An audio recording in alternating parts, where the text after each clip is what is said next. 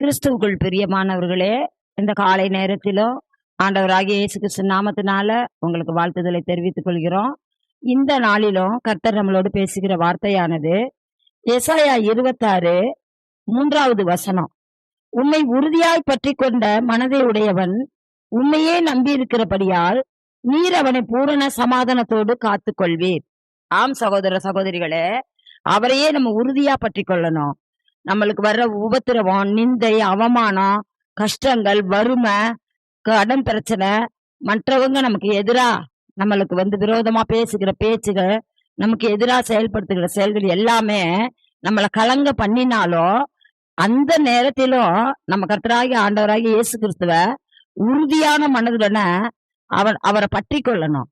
யாரு எந்த சூழ்நிலையிலும் நம்மளை விலக்கினாலும் விலகாதபடிக்கு அவரையே உறுதியா நம்ம பற்றி கொள்ளும் போது அப்படிப்பட்ட ஜனங்களை எப்படி அவர் பாதுகாத்து கொள்றாருன்னா பூரண சமாதானத்தோடு பாதுகாத்து கொள்றாராம்.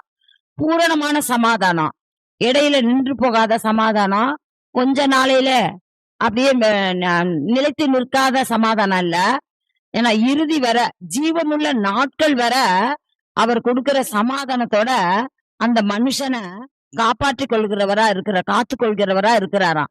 அப்பேற்பட்ட வார்த்தைய நமக்கு ஆண்டவர் வாக்குத்தத்தத்தை கொடுத்திருக்கிறாரு.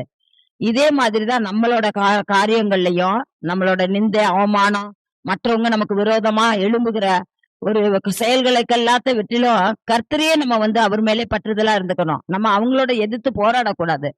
ஆனால் கர்த்தர் மேல அவரை உறுதியாய் பற்றி கொள்ளும் போது அவரை நம்மள பூரணமான சமாதானம், ஒருவரும் நம்மளை விட்டு எடுக்காத சமாதானம், இடையிலே நின்று போகாத சமாதானம், அழிந்து போகாத சமாதானம், நம்மளை விட்டு விலகாத சமாதானத்தை நம்மளுக்கு இறுதி வர ஜீவனுள்ள நாள் வரைக்கும் நம்மளுக்கு கொடுத்து அவர் காக்க வல்லவரா இருக்கிறாரு.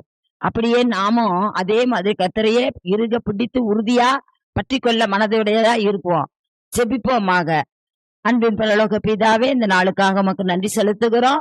இந்த நாளில் கொடுத்த வார்த்தையானது தகப்பனே, உண்மை மாத்திரம் நாங்கள் உறுதியாய் பற்றி கொள்ளவும், அப்பா தகப்பனே தேவனே, நீர் எங்களை பூரண சமாதானத்தோடு காத்து கொள்ளவும் எங்களை நாங்கள் தாழ்த்துக்கிற வெறுமையாக்குகிறோம். அப்பா எல்லாவற்றிலும் எங்களை காத்துக்கொள்வதற்காக நமக்கு நன்றி செலுத்துகிறோம்.